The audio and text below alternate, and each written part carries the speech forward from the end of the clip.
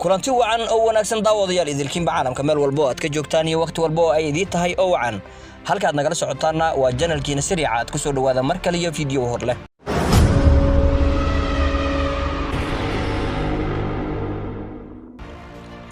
waad ku mahadsantahay la joogaaga fadlan haddii aad channelka ku cusub tahay oo ay tahay markii kugu horeysay aad soo booqato subscribe saarkan baleelkana furo si aad mar walba u hesho muuqaaladii ugu dambeeyaan soo galino haddii aad horey noola joogtayna aad baad ugu mahadsantahay la joogaaga waxaan ku leenahay kun jeer soo dhawow waxaan maanta ku hayaa run ahaantii miiskan aan saari doonaa hees cusub ay soo saartay Ugbaad Aragsan waxay ku jirtaa wax ka yar 3 saacadood laakiin heestaasi saameyn ayay leedahay oo isla markiiba baraha bulshada si kala duwan ayaa looga hadlay gaar ahaan TikTok iyo Facebook oo dadka qaar ay ku falanqeeyeen bal annagana maxaan ka eegi doonaa maxaan ka daawan doonaa maxaan ka sheegi doonaa maxaan kala soo bixi doonaa laba arin ayaan kala soo baxay mid waa laba arin oo run ahaantii horta idinka ayaa ila eegi doona hadduu Ilaahay idmo waxa rabaa markuu ugu horeyso horta muuqaalka iyo sidaan uga hadli doono haynoo dambeeyay bal horta maxaynu ka hadli doonaa فرحت بدن كعيدي بركاد عالفكي أهاتي وحنا على السمادي عنك دربة إدارينتي سيدات سو أركتين فرحت وحي شيكتي إن إدارينتو أي كو دارينتو qofkan ee hadda heestan ay ka wado ama ay u qaadayso dadka way kala qaadeen oo dadka qaar sida aan hadda idin la wadaagay Facebook marka la soo dhigay waxa la sheegay heestan in ay tahayba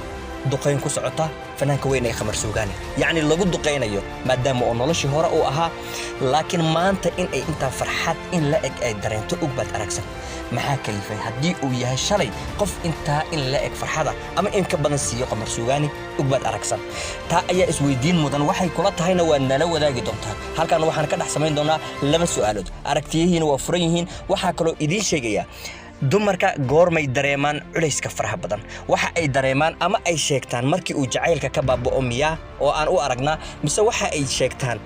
markii ay qofkii ay nolosha la wadaagaysay oo ku xumaado oo noqon waayo sida ay rabtay sida aan ka warhayno Ugbaad Aragsan iyo Qamar Suugaani maanta labadooda xaafad ayay kala leeyihiin laakiin noloshoodii hore way isku soo han qaadeen oo waxa ay ahaayeen lamaano si aad isugu dhow oo sida aad ka dheehan karayseen waqtigaas waxa uu jacaylkooda lagu qiimeeyay inuu xaddiga iyo xuduudda caadiga ah dhaafsiisan yahay waayo in badan ayay waxay wadaagayeen farxad iyo reyn badan oo ay dadka dareemayeen laakiin maanta maxaa keenay in la fahmi waayo ama in ay sheegto in ay kan ugu dambeeyay ka farxad badan yahay ama ay farxadda dhaxagtiisa ku dareento su'aashaasi waa mid idin furan oo aad ka jawaabi doontaan tan ugu horeyso waa taas oo waxaad aragteen waa intaas laakiin waxa isweydiin mudan oo ama aan jeclaystay in aan ka wada hadalnaa oo aan jeclahay waa muuqaalkan meesha labaad oo iga qanciyay meesha labaadna bal daawasho wacan waan isku soo laaban doonaa axan cid kale ka maarmay markaad caawiyay kaabti axan caawhelay qudaydu qudada markay xiisaysay sidaas soo aragteen fanaanada waxay tiri waxaan cid kale ka maarmay markaad caawiyo ikaabtay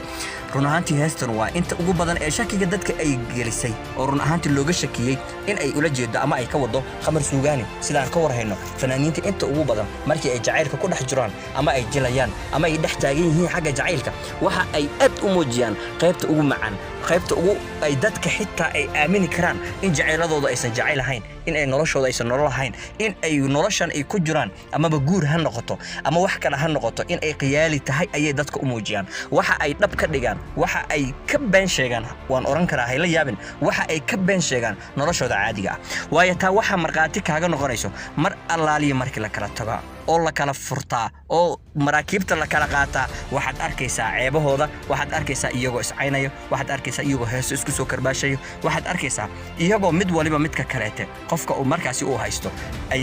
kaaga dhigaya dahab iyo luul iyo dheeman inuu gacantiisa ay ku jiraan waxaana ismuudiin mudan haddii ay tahay jacaylkooda kii hore hadduu dhab yahay maxaa kan kale ta gaarsiiyay awoodii intaas la eg waad fikiri kartaa maskax ayaa Ilaahay ku siiyay aqli ayaa Ilaahay ku siiyay waxa lagaaga baahan yahay in aad fikirtaa oo aad ku cabirtaa jacaylka makan hadda ayaa dhabka ah mase kii hore ayaa dhabku ah anigu waxaan markaasi u arkaa amaba aan u qaadan karaa in ay tahay karbaash ay isla karbaashayaan laakiin jacayl haddii aad maqashaa sida uu ku baabaa way adag tahay ismishaarkiisana way adag maaragtay nolosha qofka inaad kalsooni siisaa waxa ay u baahan tahay inaad waqti badan aad gelisaa wax waliba aad waqti gelisaan wax qurux badan ayaa kaaga soo baxay okay haddii ay waqti isa soo geliyeen oo intaas oo dhan oo waqti ay isa soo geliyeen maxaa keena mar allaaliye markii ay kala tagaan in ay muujiyaan in aanan caadi ahayn in xumaatada oo qofkan kale aad adiga hees ku dareentid oo aad aragti ku dareentid oo aad muuqaal ku dareentid oo haddii ay sawir soo dhigaan xitaa sawirka dhexdiisa waxaad ka dhexdheehan kartaa in ay nolosha ay la soo martay qofka ka horeeyey amaba qofka markaasi ay nolosheeda ku soo biiray hore in uu yahay يعني midkan ee maanta ugu tala gashay inay heesta ay ku soo garbaashto waxa ogaan kara cid waliba xitaa iska dadka yar waaweyn ee waxa ogaan kara xitaa dadka yar marka taas ani ayaa shaki igelisay waana sababta aan u leeyahay ama aan u tilmaamayo in jacaylka dhabta ah aysan ka fanaaniinta usan ahayn in fanaaniinta noloshooda inta badan ay ka been sheegaan dadka ka run sheega jacaylka waa dadka caadiga ah normaliga ah oo caadiga yani waxaan ula jeedaa dadka aanan ahayn dadka fanaaniinta ah dadka aanan ahayn dadka famouska ah laakiin haddii aad aragto in badan dadka famouska ah bal daawada noloshiina xitaa idinka ayaa xor u ah bal daawada ila soo qiimeyn igula sameeya haddii aad aragtaan waxaad arkaysaan dad noloshooda ka been sheegay weeyaan fanaaniinta kaliya ma aha waxaa ka been sheego qof walba oo caan ah waayo wuxuu og yahay in qofkan uu kaanti karo ama qof allaaliyo qofka uu doono ay gacanta u soo galayso sababtoo ah Soomaalida maanta waxay aad u jeceshahay ama ay daydayda ama ay dayday u tahay in ay aragtaa ama ay heshaa qof caan qof waliba wuxuu u cararayaa qof caan inuu helo haddaba qofkan caanka ah oo ay helayaan haddii ay helaan ama ay noloshooda ku guuleystaan xitaa way ku adkaanaysaa waana sababta mar waliba keenta heestaana waa sababta loogu maleeyay in ay fanaanada ku karbaashiso ama ay ka wado fanaanka Qamar Suugaani sida ay dadka u wada dhigeen ayaan ula jeedaa baraha bulshada taa ayaa haysatay oo waxa la leeyahay jacaylka ka dhab maaha yani jacaylka ay hadda iyo waxaan ay ka hadlayso oo ay tusinayso dadka ay in xaajigeeda Ilyas aad baan u salaamaya isagana ay u sheegayso waxay leeyihiin dadka waxay ka wadaa ama ay ku karbaashaysaa jacaylkeedii hore maanta ayay tusinaysaa in ay noloshii shalay ay ku jirtay ay ahayd mid qoomamay iyo shalay ku dhamaatay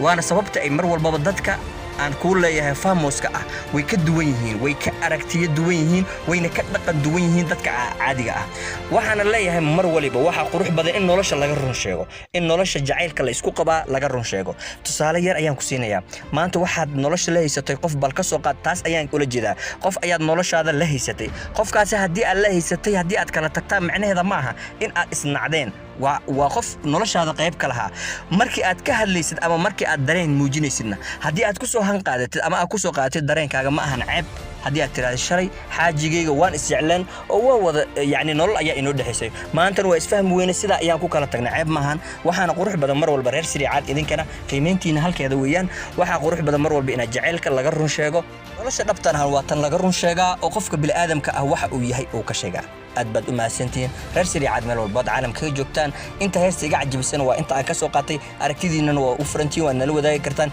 inta fiidiyoga mid lamid ku kulmi doonana waxaan idinkaga sii tagayaa fi amaanillaahi iyo is arag dambe oo xiiso leh